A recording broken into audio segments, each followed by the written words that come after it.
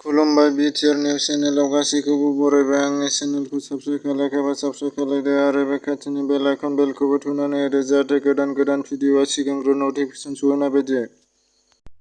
उदालगुरि सोहोरनिफ्राय लानानै खलायगाव, इख्राबारि, रौतासिम मासे सैमा फाग्लानि उदखारिआ गासै सा 30 निबो बांसिन सुबुंखौ जोखोम खालामदों। खौरांआव मोन्नाय बायदिब्ला, मासे सैमा फाग्लिनि गाग्लोबनायाव सा 23 सुबुङा गाज्रि जोखोम जादों आरो सा 7 सुबुङा साधारन जोखोम जादों होनना मिथिनो मोननाय जादों।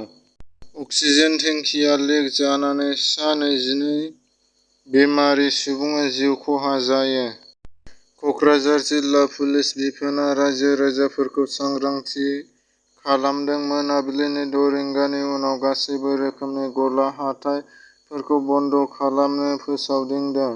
6 रिंगानि उनाव सोरबाफोर आयेनखौ सिफायोब्ला आयेन बायदियै राहा लानाय जागोन होनना फोरमायो। लोगोसे गासैबो सुबुङानो हाथाय-बाजार, दखान-सहर थाङोब्ला मास्क गानथारनांगोन। मास्कखौ गानाब्ला जुरिमाना लानाय जागोन होनना बुङो। उदालगुरि जिल्ला दुलाराय बर' फरायसा आफादआ खुंगा 8थि रंजालि बैसागो फोरबो फालिथाय हाबाफारियाव बर' सावथुन मुलुगनि मुंदांखा फावखुंगुर फैला जे. बरग'यारि बिथाङा बाहागो लानाय खौरांगिरिफोरनि सिगाङाव माखासे खोथा फोरमायो। बिथाङा बड'लेण्ड मुलुग सोलोंसालियाव फरायसाफोरा खुद्रिखांदों।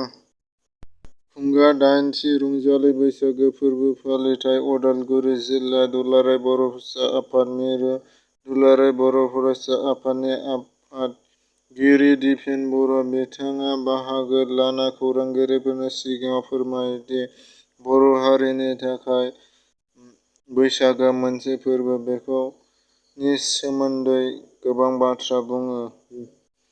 मिरु एबसुनि आफादगिरि दिपेन बर'आ। देंखोगिरि पिताली दास बिथाङा कर'ना भाइरासजों नाख्रेबजानानै आइ. सि. इउ. रुमाव जुजिगासिनो दं एबा देहा फाहामथाय लागासिनो दं। बिथाङा कर'ना भाइरासनि थाखाय कर'ना भाइरासजों दावहा नांगासिनो दङ।